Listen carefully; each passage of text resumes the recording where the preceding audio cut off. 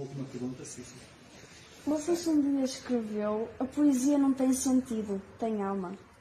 Para como... Escreveu, foi na condensação. Foi na condensação. Não. Pode eventualmente voltar a escrever um novo livro de poesia? Nem muito. Não. Quer dizer, se não obrigar, se não obrigarem, não. Tu foste muito generosa, encontraste esse livro que está mais ou menos desaparecido, e ainda bem. A Sara foi espetacular, andou à procura. A Sara tem um canal de leitura de poesia, Sara Luz, não é? Tem um canal de leitura de poesia e desde os 9 anos que tens o canal? 8 anos, e portanto vale a pena seguirem e irem vendo o trabalho da Sara. Isto descobriu o Condensação, para minha grande vergonha, e leu. É a primeira pessoa que descobre o livro, é a primeira pessoa que lê qualquer coisa disto. E deixa-me explicar, que eu não quero isto a continuar. Pronto, é isto. Não é? Esta fotografia foi eu que a tirei. Não é? E isto aqui. Pronto, eu na altura, a poesia para mim era um trabalho literário, ou seja, era uma resposta a um instinto literário. A noite é estrelato infinito, é igual ao silêncio, é saudade e escuridão, é estrela brilhante e astro distante. Ó noite, preto presságio persistente, prematuramente prensado com estrelas. À noite, tudo que é fantasia, desejo e pensamento fica agarrado no momento em que um cometa passa e os sonhos enlaça. Então não queres dedicatória no outro? Não. Ai, não me bateu. Mas traz cá que eu ponho lá também.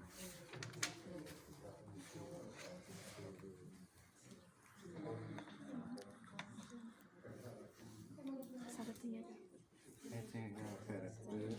No fim? No final. Então, ótimo. Esta hora.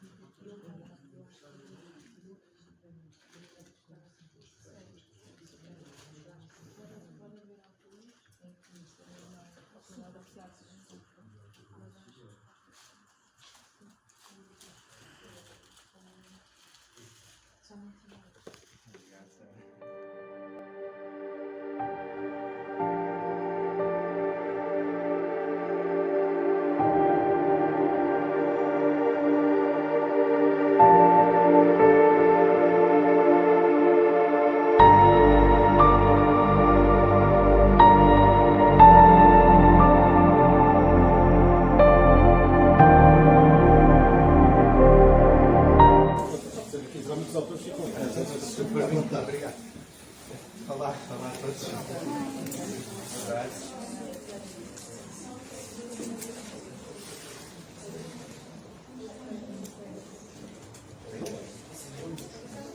Ora então, muito boa tarde. Vamos ser pontuais, coisa rara em Portugal, mas há que dar o exemplo e no fundo também premiar quem chegou a tempo. Sejam então bem-vindos à sessão de fevereiro dos nossos encontros com autores aqui na nossa Biblioteca Municipal de Flor Bela Espanha, que é uma iniciativa da Câmara Municipal de Matosinhos, como sabem, inserida no Plano Municipal de Leitura. Desta vez temos o gosto, eu diria o privilégio mesmo, de contar com uma das vozes mais apreciadas da nova geração, embora o seu valor transcenda, claro, é apenas esse lado geracional. Alguém que desde muito cedo, desde o seu primeiro romance, em 2014, chamou desde logo a atenção dos leitores e da crítica por ser uma voz invulgarmente madura. O Meu Irmão foi o seu romance de estreia, logo seguida, mas não foi um epifenómeno, ou seja, teve continuidade, nomeadamente através do romance seguinte, Pão de Açúcar, que parte do famigerado, bem conhecemos o caso de Gisberta, mas entretanto também o o Afonso Reis Cabral aventurou-se por outro registro, que foi o caso também de o Leva-me Contigo, um itinerário físico, mas também mental, em redor da Estrada Nacional número 2, que também chamou a atenção de muitos leitores. Bem-vindo, é um gosto enorme estar novamente à conversa contigo. Obrigado à Biblioteca, obrigado a todos e à Câmara Municipal pelo convite. E aceitei imediatamente, porque além de mais seria o Sérgio a conversar comigo e, portanto, acho que era impossível correr mal e, portanto, se correr mal, a culpa é claramente minha. Portanto, obrigado, Sérgio. Obrigado. Estas conversas são diálogos, como vocês sabem, muitos de vocês já assistiram a algumas sessões, são diálogos abertos em que vocês também vão poder participar daqui a bocadinho, uma espécie de ping-pong, mas para já, em jeito de início de conversa, falando um bocadinho do teu fulgurante início, ganhaste o prémio Lei aos 24, o prémio Saramago aos 29, sentiste que tudo estava a acontecer demasiado rápido, consegues transportar-te para esses tempos? Demasiado rápido, eu não senti particularmente que fosse demasiado rápido, porque eu publiquei o meu primeiro livro, que a Sara tem ali. A Sara deve ser das poucas pessoas que conseguiu encontrar o Condensação. Foi um livro que Pois eu não fiz referência, mas tu escreviaste aos 15 anos na poesia. Eu escrevi, publiquei aos 15 anos e com 24, ter um livro publicado aos 15 já era um hiato muito grande. E então, na minha imaturidade, parecia-me tudo muito lento, mas como é típico também dos imaturos, vá lá, e que me parecia assim, há muito tempo que estava a tentar escrever um romance e que não conseguia. Obviamente que agora, já com uns anos de distância, olho para trás e acho um bocado patético e rio-me um bocadinho de mim. Mas depois a luta pelo Pão de Açúcar e por escrever o segundo romance é sempre necessariamente também um ritual de passagem, não é? Em relação à carreira literária e ao segundo romance, que pareceu uma pequena eternidade, mas na verdade não foi. E entretanto já se passou algum tempo e estou a acabar o meu próximo livro e, portanto, as coisas acho que tomam o seu tempo. Sobretudo, eu sou incapaz de escrever um livro de 2 em 2 anos. Ou eu ia falar com isso mesmo, Afonso. Os prémios trazem, obviamente, novos leitores, mas trazem também responsabilidade.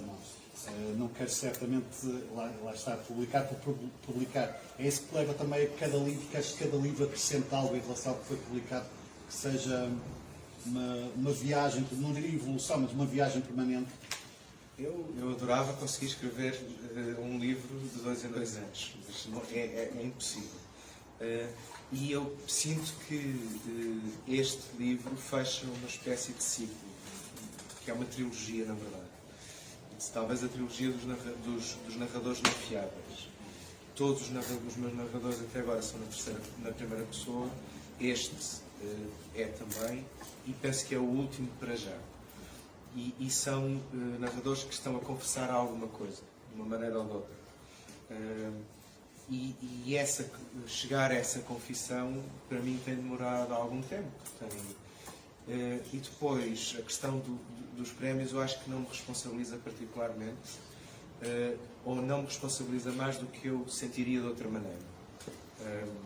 Quer dizer que eu, entre cada livro, tenho que necessariamente ter a certeza de que há alguma coisa para dizer. Que não é só jogo de linguagem, por muito interessante que isso possa ser, não é? Mas que não é só jogo de linguagem. E que há um dilema moral. Até agora tem sido isso que eu gosto de fazer nos meus livros. É o narrador não fiável que está perante um dilema moral. E trabalhar um dilema moral é de facto difícil. E leva ao seu tempo. E depois as minhas deficiências, ou seja, não sou muito profícuo, não tenho muita autoconfiança, relativamente pouca, e portanto, cada avançar implica muitos passos para trás. É curioso. Não sentes que isso que referes das inseguranças quando à partida estás validado, passa a expressão, pelos leitores, pela crítica, não te é suficiente saberes que tens leitores que apreciam o que tu gostas, ou pelo contrário, isso responsabiliza-te com receio, passa a expressão de de os defraudar eventualmente? Eu acho Ou que se é calhar tudo interior? é muito interior e talvez também um certo espírito de contrariedade e, portanto, quanto mais dizem que é bom, mais eu desconfio, talvez, não sei. Mas na verdade, é uma questão psicológica. E essa questão psicológica, no meu caso, traduz-se na escrita como se pode traduzir noutras coisas. Mas na escrita, que é o mais importante para mim e que é o que me define mais, nesse aspecto, e então essa insegurança necessariamente está lá e é corrosiva. Tenho é que aprender a controlá-la e vou aprendendo aqui e ali. Por exemplo, as crónicas do JN ajudam muito, porque já aconteceu uma ou duas vezes não conseguir, por outros motivos, porque algum problema pessoal, alguma coisa e não consigo escrever a tempo, mas o jornal tem que sair, a minha crónica tem que estar lá e, portanto, ajuda muito a ultrapassar o perfeccionismo, por um lado, e a insegurança, por outro. Quando dizias logo há bocadinho, logo no início, que seria impensável, por exemplo, publicar um romance 2 em 2 anos, isso deve-se ao facto também de, embora vivas das escritas, vamos dizer, mas tens que, como acontece com a generalidade dos escritores, não é? Escrevem, fazem uma série de atividades paralelas, nomeadamente serem cronistas, mesmo que dedicasse 100% à escrita de romances, não serias capaz de balizar, ter que escrever 2 em 2 anos, para ti isso eu acho que seria difícil, não sei, neste momento tenho já a ideia para os 3 próximos livros e portanto não sei como é que será, mas até agora de facto, sobretudo por essa questão da insegurança e de questionar permanentemente cada frase, cada capítulo e cada ideia também. Vai demorando mais. Depois há um momento em que é inevitável e que tem que me deixar de merda, desculpem lá, e que como é agora, é que neste momento eu escrevo permanentemente, estou aqui mas estou a escrever, mais ou menos, porque daqui a 2 semanas tenho que entregar o que falta, que vai acabar para o livro sair. Quando chega esse momento, então, de facto, aí sabe mesmo bem, e é uma construção interior, é uma vida interior, uma vida espiritual, muito bonito. Ou seja, aqueles momentos em que o trabalho flui, em que a escrita flui quase por si só, compensam largamente aqueles momentos de insegurança e fazem esquecer isso tudo. Sim. Aí, nos momentos muito raros, eu acho que está tudo bem, que é fantástico e tal, estou muito contente. E é aproveitá-los. Houve um momento do Pão de Açúcar em que o capítulo realmente era exatamente o que eu queria. Eu estava num estado de excitação com aquilo que marca, não é? Mas ao mesmo tempo também há que desconfiar disso e, portanto, é um processo de desconfiança, de facto. A escrita pode ser tão ou mais violenta do que o boxe, o pugilismo que tu praticaste? Muito psicologicamente, certamente. Agora, neste momento, tenho uma hérnia nas costas, portanto, assim, mal da idade, tenho uma hérnia e que me está a incomodar um bocado, portanto, o boxe está suspenso. Mas, na verdade, o boxe sempre me ajudou imenso a escrever, porque aquele tipo de violência é paz mental, como todo o exercício. É paz mental. E isso é que é importante para escrever. E nesses momentos de bloqueio ou de insegurança, a solução é repetir ou fazer outras coisas, reincidir, tentar até falhar melhor ou pelo contrário? É isso, a solução é, por exemplo, olhar para uma parede, está ali uma parede e dar com a cabeça na parede. É mais ou menos o que eu faço, estupidamente, e portanto dou com a cabeça na parede até perceber que a parede não vai a sítio nenhum, a minha cabeça há de ir. E portanto vou dar um passeio, distraio-me, deixo aquele capítulo e passo para outro e talvez desbloqueio. Mas ao mesmo tempo acontece mais quando eu não estou a ver totalmente a história. Isso acontece, há momentos em que é preciso esquematizar, fazer uma abordagem diferente e eu muitas vezes sinto que sou mais de escritor do que escritor. O truque é imaginar suficientemente bem para depois ser apenas preciso descrever o que eu imaginei. E, portanto, a imaginação é talvez o mais importante nesses momentos. Experimentaste, embora muito jovem, experimentaste as mais variadas profissões ou as atividades. Foste em busca de material de vida ou material literário Ou seja, material de vida que depois te poderia inspirar para os livros. Foi em busca de dinheiro, muitas vezes. Mas também ajuda. Trabalhei numa vacaria, num escritório de turismo, num alfarrabista. E claro que isso dá experiência de vida e tudo mais. Mas eu acho que, sobretudo, é a maneira de olhar para os outros, a maneira de olhar para o cotidiano. Mesmo na Nacional de hoje, naquele percurso a pé, como eu escrevia ao fim do dia um relato, eu tinha necessariamente de olhar para a paisagem, de olhar para o outro, para os encontros, de uma maneira diferente. Olhar como quem vê para dentro das pessoas e para dentro das coisas. E isso faz parte da tal vida espiritual que um livro dá. E por muito que possa ter insuficiências, inseguranças e tudo mais, essa vida interior é tão humor e preenche tanto, é uma chama que está cá dentro, que convém fazer tudo para que a chama não se apague. Ao mesmo tempo, sim, há quantas coisas em que eu não me meto, porque sei que tudo alimenta. E é uma das coisas boas de ser escritor, é que qualquer experiência boa ou má alimenta a chama. Mas sentes que embora já tenha experimentado outros registros, experimentas a crónica, as viagens, como levam contigo, mas sentes que é no romance que a tua voz literária e pessoal emerge ou se expressa de uma forma mais profunda? Sem dúvida, eu sou romancista. As crónicas vão funcionando, espero eu. Não vou responder como o Lobo Antunes sobre as crónicas, mas... Muitos leitores discordam dele. E muitos leitores discordam dele e até acho que fazem bem. Mas é diferente. Hoje em dia, a crónica, correndo bem, eu consigo fazer uma crónica. Não as crónicas mais políticas ou de atualidade ou que impliquem uma investigação ou um conhecimento mais aprofundado de algum tema, mas uma crónica que seja literária, correndo bem, eu faço em 15 minutos. A crónica. Mas para isso é preciso, é a ponta de um iceberg, não é? Mas eu acho que sim, sou romancista e é o romance que eu gosto e é no romance que eu tento estender na série.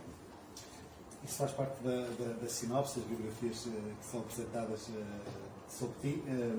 Tinhas apenas 13 anos quando foste à aventura num caminhão-tira. É o livro que te falta, o livro sobre o qual ainda não desististe de escrever? Por acaso não está nos tais 3 que eu tenho pensado, não está ainda esse. Porque portanto, eu quando tinha 13 anos fui à boleia no caminhão-tira até à Alemanha, até à fronteira com a Alemanha e a França. A minha irmã Conceição, que está ali, foi despedir-se lá ao caminhão. Eu lembro que a minha mãe, não sei se te lembras, mas a mãe devia estar meio artesanal. E nessa altura, com 13 anos, já escrevia, mas foi uma aventura só, sair de casa, ir ver as paisagens, ir ver as extensões verdes das paisagens e as planícies verdes de França e as não tão planícies mais desoladas e secas de Espanha, mas foi só uma aventura. Mais tarde, depois do meu irmão, em que eu estava naquele momento em que não sabia que livro é que ele viria a seguir, tive uma visão de um título. E o título era Tire, em letras garrafais. E o título, eu adoro o título, eu quero fazer alguma coisa com o título. Mas para escrever um livro parece que não basta o título. É preciso mais qualquer coisa, assim, umas palavras lá dentro e tal. E o título atraía-me imenso, não sabia que história que poderia haver a partir da experiência que eu tinha tido, e então, depois de publicar o meu irmão, voltei a fazer essa viagem, pedi boleia a outro camionista, fui à Alemanha de caminhão-tiro, aí já munido de um caderninho para tirar notas, apontamentos sobre a vida de camionista, sobre o percurso, e ia escrever qualquer coisa, não sei que qualquer coisa era, quando surgiu o Pão de Açúcar. E portanto, agora que surgiu o Último Avô, não sei, talvez depois de algum destes 3, talvez.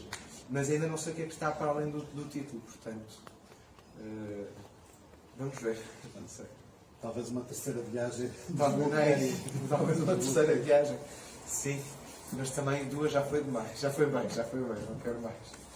Como autor, nota-se que tu, como romancista, nota-se que estás muito interessado em explorar a falha, o abismo, não é? O abismo que nós mesmos carregamos dentro de nós. Para ti, a literatura é sempre indissociável do desconhecido, um certo salto no escuro, embora já carregues essa bagagem de aprendizagem, de conhecimento ao fim dos romances e do percurso que já tens. Será a escrita é para ti sempre sinónimo desse salto no desconhecido? Eu no desconhecido não diria, mas um salto num certo abismo. Lá está, é o que eu dizia há bocado do dilema moral. O dilema moral é um abismo por si mesmo, é uma cercania do abismo, é estar no precipício. E o dilema é aquela bordadura que está entre cairmos e entre ficarmos em terra. E esse equilíbrio é abissal, está lá. E, portanto, há aí um lado desconhecido, sim, está bem, há, no sentido em que eu gosto de personagens que são bastante diferentes de mim. Um dos desafios do meu irmão foi justamente conseguir um narrador que fosse completamente diferente de mim e que, face ao dilema moral, caia no precipício. E essa queda, chegar a essa queda, implica um bocado o desconhecido, talvez, implica uma descoberta de uma região da vida que eu tento afastar no meu dia a dia, não é? Que como é todos nós está nas nossas cercanias e tal, mas que nós com alguma luz afastamos. E com alguma luz e com muita dificuldade. Mas pronto, devagar. Como muitos romancistas, dirias que a escrita te poupa muito dinheiro em terapia, ou seja, o facto de escreveres poupa-te outro tipo de análise. Fazes essa introspeção? Eu não sei se... Não faço. Não faço. Não faço, mas de facto é um teatro, é uma espécie de teatro, e é um teatro de mim mesmo. Pronto, é um teatro de conseguir pegar, por exemplo, no caso do meu irmão, o